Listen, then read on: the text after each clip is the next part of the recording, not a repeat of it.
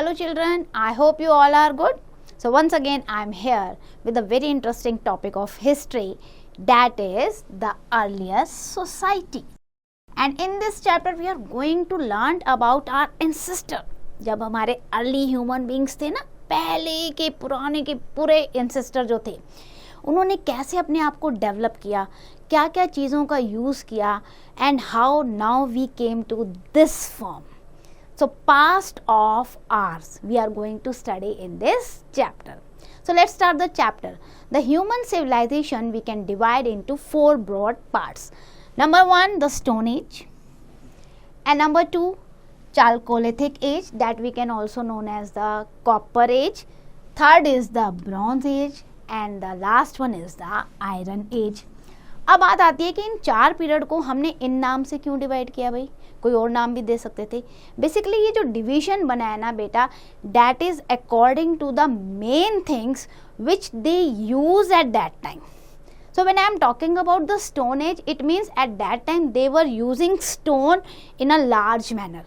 It doesn't mean कि they were using only stone. नहीं, केवल पत्थर ही नहीं यूज़ करते थे, उसके अलावा बोन्स, वुड्स, उनको भी यूज़ करते थे. बट ऑफ कोर्स मेन जो थिंग्स हमें मिली उस समय की, that is many material they made up of the stone. So that's why it is known as Stone Age. And then second period is the Chalcolithic Age. At that time people, जो early human being थे, they started to learn the use of copper. That's why that age or time period is known as Chalcolithic Age. And then third is the Bronze Age. They came to know about to use the bronze, and later on the Iron Age, when the early human being used the iron very well. So according to these things and their utilization, we have divided the human civilization in this four broad period. Now when we are talking about the Paleolithic Age, before that beta you have to understand what is lithic, because you can see everywhere there has been written lithic, Paleolithic, Mesolithic, Neolithic. Now what is this lithic? Lithic means stone. ये जो lithic आपको हर जगह दिख रहा है ना बेटा, that is assistive word, और लिथिक को हम कहते हैं स्टोन, STONE. तो ये हमेशा याद रखना कि मैम ने पढ़ा दिया लिथिक का मतलब क्या था. Lithic means stone. So paleo means बहुत पुराना. तो पैलियोलिथिक एज आप देख सकते हो ब्रैकेट में लिखा है अर्ली स्टोन एज. अब आप देखो from circa. When I am writing the circa here, circa का मतलब ये होता है बेटा when we don't know about the exact date and time. Approximate जब हम बोलते हैं ना कि अप्रॉक्सीमेट इतना होगा, एग्जैक्ट हमें नहीं पता है, तब हम उसके साथ लगाते हैं सिरका. और अगर एग्जैक्ट डेट पता है तो BC और AD लगेगा आपका. ठीक है. सो फ्रॉम सिरका this you can C 5 lakh BC, oh my God, to the 10,000 BC. That time period was known as Paleolithic or early Stone Age. And then we are having Mesolithic. Meso means बीच का, middle Stone Age. That is from circa 10,000 BC to 8,000 BC.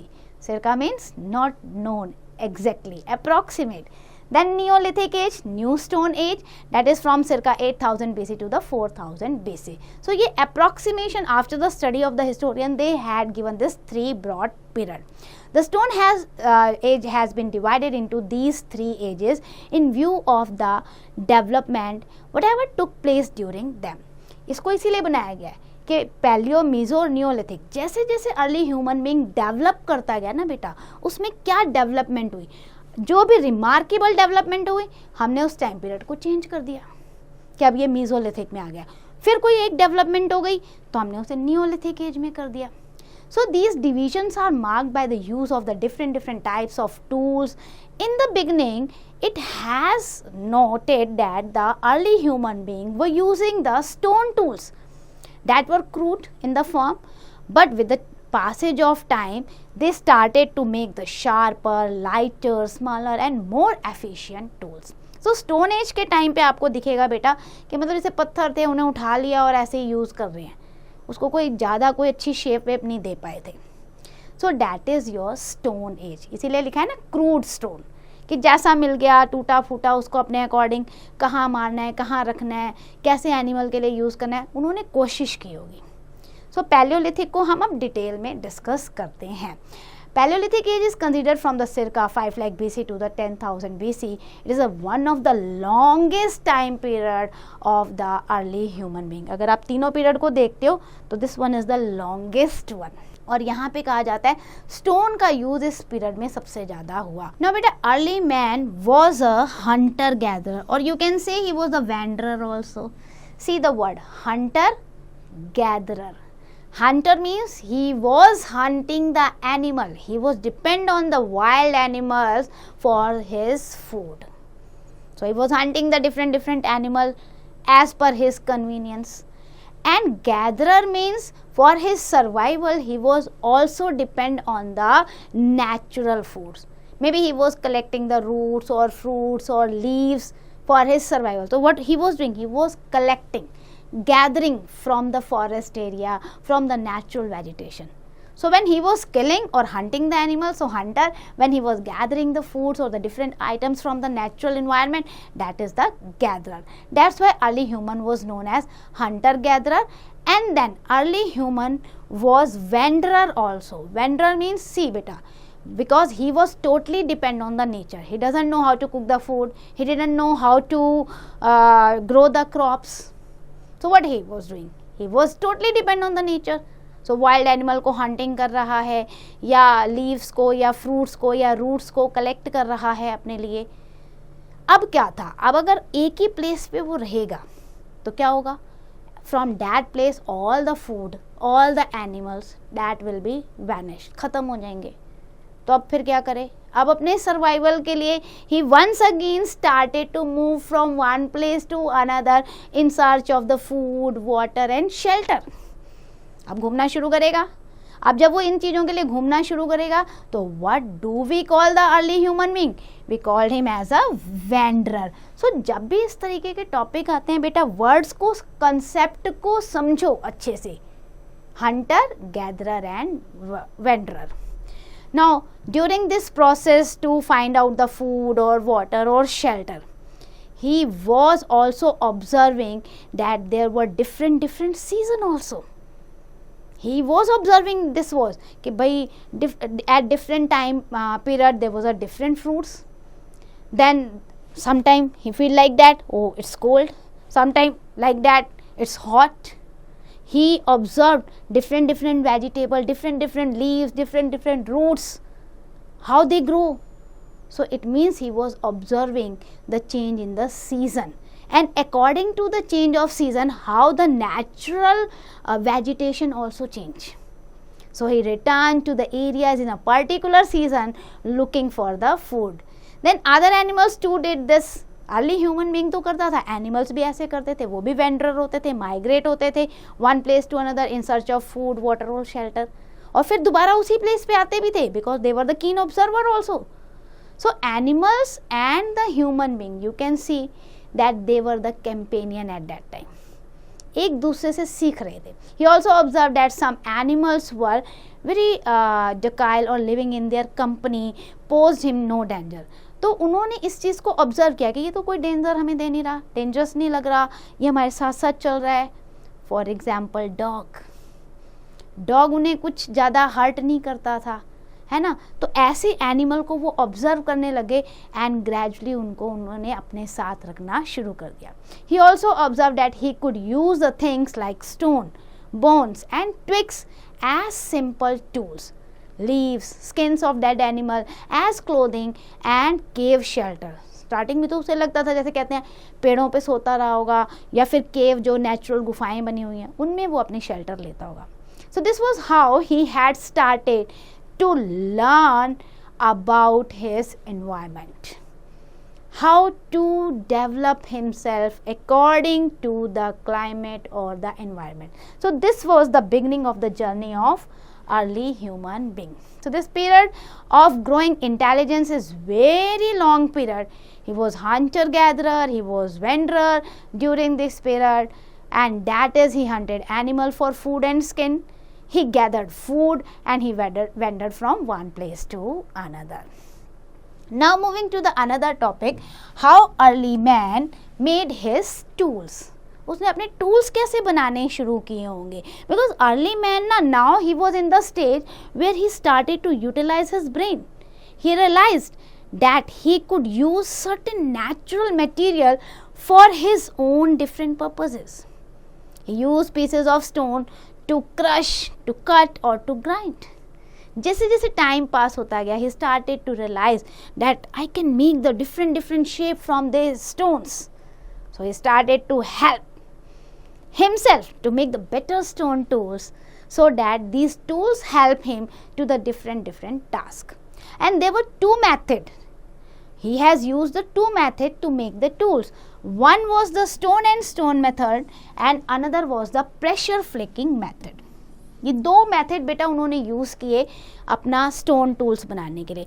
आप देख सकते हो बेटा, stone on stone method का मतलब क्या होता है. जब आप एक पत्थर को ज़मीन पे रख लेते हो, एक बेस पे रख लेते हो, ठीक है, हाथ में नहीं लेते, बेस पे रख लिया और दूसरे पत्थर को लेकर उसे शेप दे रहे हो, टक टक ऐसे कर रहे हो, तो पत्थर आपने कहाँ रखा है, बेस पे रखा हुआ, कहीं ना कहीं ज़मीन पे या कहीं ऊंची जगह पर आपने रखकर दूसरे पत्थर से आप उसे शेप दे रहे हो. तो स्टोन ऑन स्टोन मेथडोलॉजी हो गई. प्रेशर फ्लेक क्या होता है, when you keep one stone in your hand, आपने एक हाथ में पकड़ा, उसके बाद दूसरे उससे आप इसको शेप दे रहे हो. अब आपका बेस क्या है, आपका हैंड है, उसने हैंड में ग्रिप रखी है और अब ऐसे प्रेशर मार रहा है, ठीक है. लाइक हम मम्मी घर में वो खीरा छिलती है ना, क्यूकम्बर, हाथ में लेके फटाफट पाइल अप कर देती है, तो वो क्या है, प्रेशर फ्लेकिंग मेथड है. सेम ऐसे यहाँ पे कि आपने हाथ में पत्थर लिया और ऐसे ऐसे किया, this is, so that is pressure flaking methodology and stone and stone. ये those two methodology he was using to make the stone tools. Early man learn how to make a fire by striking the two pieces और rubbing the two pieces of the flint together. So he learned this by chance while making stone tools. ऐसा नहीं है कि intentionally उसने research की थी और आग बनाई थी, नहीं. By chance when he was making some tools, ऐसा historians का मानना है, तो वो आग लग गई. And from there he learned how to make the fire by rubbing the two pieces of the stone or the flint together. Now materials such as basalt, flint, sandstone, shells and antlers were used to make these tools. बहुत सारी चीज़ों को उसने use किया है. Most of the stone tools, if you can see, they were using for digging the ground. भाई ground को dig करने के लिए चाहिए. Whenever early men wanted to access the edible roots underground, sometime he made more efficient stone tools to stitch.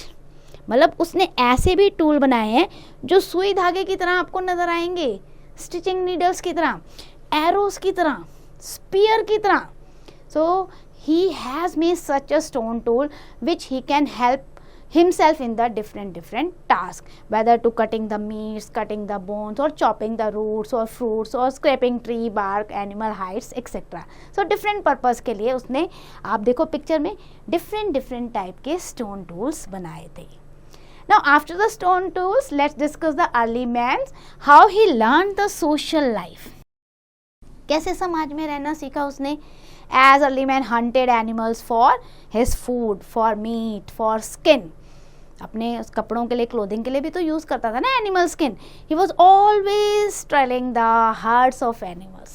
He noticed in many places that variety of plants sprouted grains or fruits in different season. So what to do? He would go to that places, different season. अब वो observe कर रहा था कि बहुत सारे animals झुंड में रह रहे हैं, एक साथ चल रहे हैं, फिर एक सीज़न पे यहाँ पे एक जैसे बहुत सारे जो है प्लांट निकल जा रहे हैं. तो इसको ऑब्जर्व करते करते उसे समझ में आ गया कि हाँ भाई, मुझे उस जगह पे दोबारा जाके उसी प्लांट को लेना है. So as early man wandered from place to place, he came in the contact with the other group of the human also. अब इधर से उधर गया तो वहाँ पे भी ऐसा अर्ली ह्यूमन ग्रुप मिल गया होगा, तो एक दूसरे के इंट्रैक्शन में आ गए और ये interaction with the passage of time बढ़ता गया. एंड देन दे मेक और arrange themselves into the social group. So इस तरीके से gradually the early human being form their social groups. Now clothing की बात अगर हम करें, normally early man did not wear any clothes, ऐसा हिस्टोरियंस बोलते हैं. He wore the tree leaves और animal skin to protect himself from the different climatic condition. Cold है और विंड है, तो इनसे बचने के लिए वो इन सब चीज़ों को यूज़ करता था. But as the time passes he learned how to clean the animal hides. जो एनिमल स्किन होती है ना, एनिमल मर जाते हैं तो अंदर से कैसे उसे साफ़ कर दो, और साफ़ करने के बाद उसको कैसे ड्राई करो, सुखाओ, और सुखाने के बाद फिर उसे पहनो. तो नाउ उसे ये प्रोसेस समझ में आ गया था. Then with increasing social interaction he started to cover his body on the regular basis. अब उसको इम्पोर्टेंस समझ में आ गई क्लोथिंग की कि मैं तो कई लोगों से मिल रहा हूँ, ग्रुप में हूँ, now I have to cover my body. तो क्लोथिंग अब उसने धीरे धीरे कम्प्लीटली शुरू कर दी थी. Now discovery of fire, early man had seen fire even before but now he learned how to light a fire. He struck stone on stone to produce the spark which helped him to make him a fire. तो discovery of fire भी हो गई intentionally. अब उसको जब ज़रूरत होती थी वो सूखे पत्तों पर अपना रब करके आग लगा लेता था. और फिर उसे ये भी समझ में आ गया कि भाई ये तो वार्मनेस दे रही है फायर हमें, उससे मुझे गर्माहट मिल रही है ठंडे मौसम में. फिर उसे देख के एनिमल्स भाग रहे हैं तो उसे ये भी समझ में आ रहा था कि डेंजरस एनिमल जो हैं इससे भाग रहे हैं, तो फायर इज़ वेरी यूजफुल. बाद में उसको ये भी समझ में आया कि फायर पे मैं तो कुक भी कर सकता हूँ और सॉफ्ट हो जाएगा एनिमल स्किन, खाने के लिए अच्छा हो जाएगा, soft food. Then religious belief की बात करें तो early man did not understand the natural phenomena in the early time. Storm क्या होता है, रेन क्या है, लाइटनिंग क्या है, he did not understand. So he was frightened with these natural phenomena and he started to pray them. What happened, thundering हो गई, lightning हो गई, तो वो डर गया और डरने के बाद वो प्रे करने लग गया. We can not say this with certainly but there are some indications about this. हम श्योरिटी से नहीं कह सकते कि हाँ ऐसा ही हुआ होगा, बट कुछ हमें एविडेंस ऐसे मिले जिससे हम ये आइडिया लगा रहे हैं, ये लाइफस्टाइल बना रहे हैं कि शायद वो नेचुरल फोर्सेस से डरता रहा होगा और धीरे धीरे वो नेचुरल फोर्सेस के आगे झुकने लग गया, उनसे प्रे करने लग गया कि हमें हार्म नहीं पहुंचाना. और इस तरीके से रिलीजियस वर्शिप, रिलीजियस बिलीफ जो है वो धीरे धीरे बढ़ते गए. It is possible that he worshipped his ancestor and believed in the life after death. He buried the dead person with his tools and pottery thinking that the dead might need them in the next life. So rebirth में वो believe करते थे, इसीलिए dead body के साथ उसकी ज़रूरत के सामान को वो बिल्कुल दफना देते थे कि भाई उसको ज़रूरत पड़ जाए अगले जन्म में ना मिले तो वो रख देते थे उसका सामान.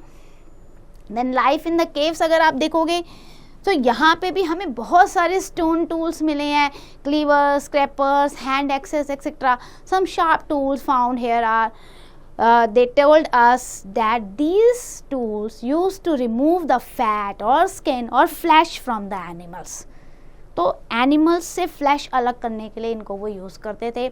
हार्ड क्वार्टर्स भी हमें मिला है which was use to make the needle जो सुई होती है ना, tiny in the size and colourful appearance.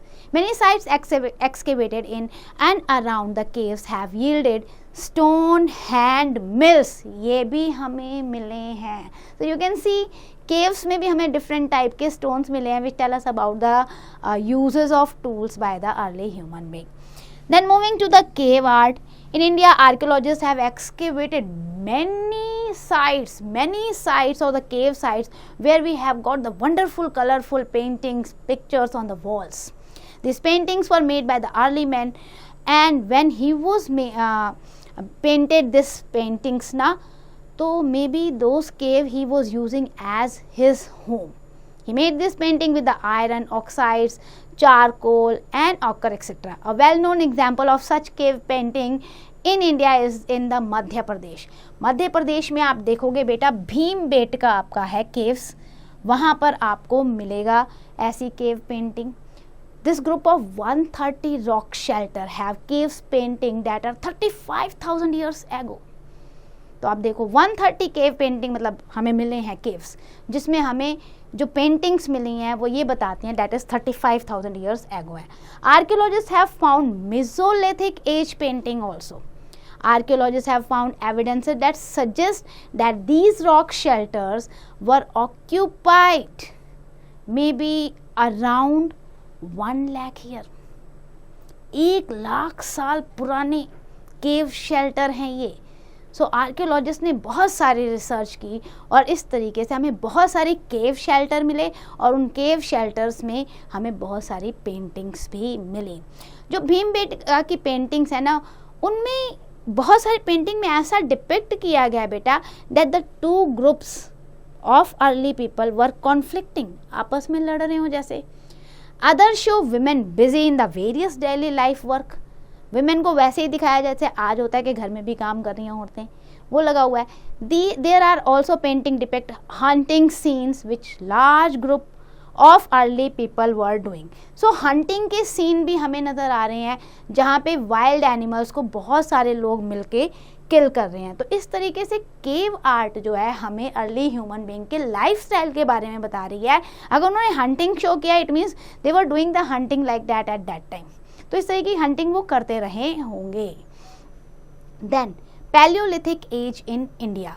अब इंडिया की बात करें तो Bhimbetka caves in Madhya Pradesh and as well as the remains of palaeolithic age in India. Means Bhimbetka में हमें सबसे ज़्यादा पेंटिंग्स मिली हैं, सबसे ज़्यादा रिमेन्स मिले हैं जो हमें इंडिया के पैलियोलिथिक एज के बारे में बताते हैं. Now early man had started to settle down and two features are evident from these sites. जब हमने इन साइट्स को अच्छे से देखा ना तो हमें दो चीज़ें नज़र आईं. These sites were generally located around the area where good qualities of stone is found. पहला हमें ये समझ में आया कि देखो लोग वहाँ पे रह रहे थे जहाँ पे अच्छी क्वालिटी के पत्थर मिल रहे थे. इसका मतलब क्या है कि they were using the stone. And then second, these sites were near the sources of water or lakes. इसका मतलब नदी और या लेक्स है उसके किनारे पर ये सारी sites हैं. They knew the importance of the water. So some Paleolithic sites are called the habitation sites also. Because in these sites we can see or we have found the fish, ash has been found, such as in the Kurnool caves. यहाँ पर तो बहुत सारे fish के fossils मिले हैं. This ash probably resulted from the fire lit for the cooking और lightening out the dark caves. यहाँ तक हमें समझ में आ गया कि फायर को वो यूज़ कर रहे थे केव का अंधेरा खत्म करने के लिए और फूड को कुक करने के लिए. The fire also probably protected the Palaeolithic people from the wild animal also. तो इस तरीके से फायर को एक अच्छे मीडियम की तरह उन्होंने यूज़ किया, फूड को कुक करने में यूज़ किया, लाइटनिंग के लिए यूज़ किया, वाइल्ड एनिमल को डराने के लिए यूज़ किया. So that was the Paleolithic age. Now we are going to discuss about Mesolithic age, Middle Stone Age. Now early man, he continued to live the life of the hunter-gatherer and wandering from place to place for thousands of years, beta. But हुआ क्या? Tremendous climatic change was experienced about the 12,000 years ago. बहुत तेज़ी से climate में change आया. अब change क्या था कि टेम्परेचर जो है धीरे धीरे इंक्रीज़ होने लगा. अब इंक्रीज़ होने लगा टेम्परेचर तो जो ग्रास लैंड थी ना, छोटी छोटी ग्रासेस जो थी, they started to grow in the abundance. बहुत सारी घास भूमियाँ बनने शुरू हो गई. अब घास भूमियाँ बनने शुरू हो गई तो इट मीन्स हार्बीवोर्स, बहुत सारे प्लांट्स आने लग गए. अब ऐसे बहुत सारे प्लांट्स हैं तो ऐसे एनिमल्स आने लग गए जो प्लांट्स पे डिपेंड हो रहे हैं. So herbivores animals started to be in existence. Cattle, sheep, goat, antelope, deer, they were found in the large numbers. So as these group of herbivores moved in search of food, early men went after them. अब उन्हें herbivores animal दिख गए तो वो उनके पीछे चलने लग गए. अब इस तरीके से उन्हें इन एनिमल्स को डोमेस्टिकेट करना भी आ गया. He now started to tame and domesticate the wild animals for meat, milk and skin. अभी जो गोट है, शीप है, केटल्स हैं, इसको इन्होंने पालना शुरू कर दिया मिल्क के लिए, स्किन के लिए, मीट के लिए. Early man also observe that plants grew from seed. अब ये एक अच्छी ऑब्जर्वेशन थी. ये पौधे कैसे निकल रहे हैं, ये प्लांट कैसे उग रहे हैं. अच्छा सीड है, सीड में से धीरे धीरे ग्रो हो रहे हैं. अब क्या हुआ, दिमाग लगा, यूटिलाइज किया उसने अपने ब्रेन को. अच्छा अगर बीज से, सीड से प्लांट ग्रो हो रहे हैं, why not I am putting the seed, मैं भी डालूंगा. अब क्या हुआ, he started to grow the food. At the same time he observe the grain had a longer life also. Fruit और वेजिटेबल तो जब मैं गैदर करता हूँ after some time they dried up, ख़राब हो जाते हैं, बट ये ग्रेन तो लॉन्गर टाइम तक चल रहे हैं. wheat हो गया, barley हो गया, rice हो गया. So this further development of growing the agriculture helped them to live a settled life. हालांकि अब तक एग्जैक्टली जो है ना, आप ये नहीं कह सकते कि उन्हें पूरा एग्रीकल्चर करना आ गया था, बट यस ऑब्जर्व कर लिया था. तो आप कह सकते हो प्रिमिटिव एग्रीकल्चर हो गया था, बहुत पुराने टेक्निक से करना शुरू किया था. Now period of climatic change started Mesolithic और Middle Stone Age. It marks some development over the Paleolithic age. क्यों हम Mesolithic एज कह रहे हैं? क्योंकि देखो Paleolithic से बहुत ज़्यादा चेंज, क्लाइमेट में चेंज आ गया और इनकी लाइफस्टाइल में चेंज आ गया, इसलिए the rate of development was slow in the Mesolithic period also, but it laid down the foundation of further development. And during this age, the stone tools became more sharper, more lighter, smaller and more efficient. इसलिए ये Mesolithic age है. पहले जैसे पत्थर था वैसे उसे use कर लिया, लेकिन अब अपने अकॉर्डिंग स्टोन टूल्स बन रहे थे. और सबसे बड़ी बात, सीड को बहुत अच्छे से ऑब्जर्व किया जा रहा था. सीड को गीली मिट्टी में दबाया जा रहा था, स्प्राउट करके प्लांट्स निकाले जा रहे थे. तो ये भी एक डेवलपमेंट थी. देन मिट्टी के जो बर्तन होते हैं ना, पॉटरी, स्टोन पॉटरीज वगैरह, वुडन पॉटरी, इस तरीके का बनाना शुरू कर दिया था. नाउ नोइट में देखते हैं बेटा, there is evidence to show that Mesolithic people they use various means of food preservation. देखो आज हम फ्रिज को यूज़ करते हैं ना, at that time they were using the freezing, drying, sealing, ये सब काम करते थे अपने फूड को प्रिजर्व करने के लिए. Now moving to the different rates of development, early people lived in the different places. Their development did not take place uniformly. हम ये नहीं कह सकते कि मैंने अगर बेटा आपको ये स्टोरी बताई है तो ये story all over the world चल रही है, नहीं. हर एक प्लेस का अपना अपना डिफरेंट डेवलपमेंटल रेट था, है ना. जैसे आज हम कहते हैं ना, कोई बच्चा एकदम से पिकअप कर लेता है किसी चीज़ को, कोई लेट पिकअप करता है. तो ऐसे ही किसी जगह पे बहुत तेज़ी से डेवलपमेंट हुआ अर्ली ह्यूमन बीइंग का, और किसी जगह पे बहुत स्लो प्रोसेस चला. तो यूनिफॉर्मिटी नहीं थी. Some groups took much longer time to learn the things, to observe the things. Fire हो गया या स्टोन टूल्स हो गया या how to grow the crops हो गया. But at some places we found that early human being they knew very quickly, they grasp the knowledge, the observation was very high. So वहाँ development rate जो है बहुत तेज़ी से हुआ. आपको एक केस स्टडी दी हुई है डक्कन की. There are several prehistoric site we have found in the Deccan. If I am talking about Deccan, so India जो पेनिनसुलर इंडिया है ना बेटा, नीचे का जो हिस्सा आता है आपका, एमपी से नीचे आ जाओ, महाराष्ट्र से नीचे पूरा साउथ तक, दैट इज डक्कन. सो वहाँ पे archaeologist have conclude that they belong to the palaeolithic age. And these sites have helped them to know about the Paleolithic people. The stone mostly used in the Deccan was flint. This grey hard stone easily broken into any shape.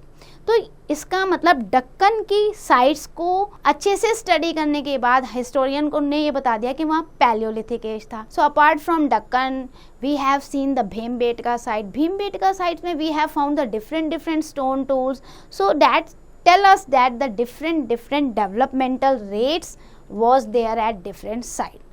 Now see the another site, that is Chirki Nivasa. Chirki Nivasa is in the Maharashtra. It has been excavated to reveal the prehistoric artifacts. अगर आप उसको देखोगे ना बेटा, so that was dated from the Paleolithic age to Neolithic age. Means आपको इस side पे Palaeolithic as के भी आपको मिलते हैं एविडेंसेस, और neolithic age, new stone age के भी एविडेंसेस मिलते हैं. इसका मतलब यहाँ सिविलाइजेशन, यहाँ पे ह्यूमन डेवलपमेंट जो था बहुत लंबे समय तक रहा. Then we are having the युदुरवादी. युदुरवादी जो आपकी कृष्णा नदी है ना, कृष्णा नदी के किनारे पर ये साइट है जहाँ पे हमें अर्ली टूल्स मिले, और they were found in the gravel area along buried with the trees. तो ट्री के आसपास ये हमें मिले थे, वहीं पे बरेड किए हुए थे. देन हमें मिला हंस की गुलबारगा और बालचाबी valley. That are the areas which yielded the 200 site. मतलब इन एरियाज़ को जब हमने एक्सकेवेट करना शुरू किया तो 200 साइट्स यानी कि 200 एरिया मिली बेटा हमें ऐसी, जहाँ पे we have collected the largest collection मतलब बहुत सारे एविडेंसेस हमें मिले। भाई इस एक वैली में 200 जगह आपने स्पॉट किया है, तो कितना ज़्यादा स्पॉट किया है। और आपको यहाँ पे जितने भी एविडेंसेस मिले हैं वो सारे के सारे पैलियोलिथिक एज के हैं। देन आफ्टर दैट आपका इसामपुरिन क्वेरी है, ये भी आपका हंसकी वैली के साइड है। It is a site from where 15,000 stone tools unearthed. आप सोचो एक्सकेवेशन के टाइम पे 15,000 स्टोन टूल्स आपको मिले हैं, and they shed the light on the how the stones were utilised for making the tools. So the artifacts found here reveal the skill and intelligence of the prehistoric period people, those who were living there. Then we are having another site, that is the Tegihali in Karnataka, has been dug up at places to reveal the ancient tool, were mostly made up by the stone on stone technology. अब stone on stone मतलब stone एक base पे रखा हुआ है, जमीन पे कहीं और रखा है और आप ऐसे मार कर उसे कर रहे हो, तो यहाँ पे हमें stone and stone technology के stone tools मिले हैं. So these all sites shows कि everywhere there was no uniformity, everyone having their different rate of development. So I hope you understand the chapter. Now let's do the quick revision what we have discussed in this chapter. Number 1, we have discussed the human civilization can be divided into 4 ages. The Stone Age can be divided into 3 periods, that is Paleolithic, Mesolithic and Neolithic. Then Stone Age is also named as stone because the weapons and the tools at that time period was made up of stone. Paleolithic people made tools using stone on stone techniques or pressure flaking techniques. Then early man moved about in search of food, water, animal and to meet people in the social group. Then we have discussed about the cave art which tell us about the what kind of life Paleolithic people were living. Then we have discussed about most Paleolithic sites have been unearthed where we have found the good quality of stones and that too nearby the water resources. After that we have discussed there was the climatic change which occurred about 12,000 years ago, and from there we concluded कि अब तो भाई Mesolithic age आ रहा है. Development different place पे उनका अलग अलग रेट है. Then towards the end of the Mesolithic age, early men had started to understand how the plants grew from the seeds, how animal bore the young ones, etc. Then there are numerous sites we have found which is related to the Stone Age, and that too we have found in the Deccan of the India. So that's end for the chapter. I hope you understand. Please do the exercise carefully.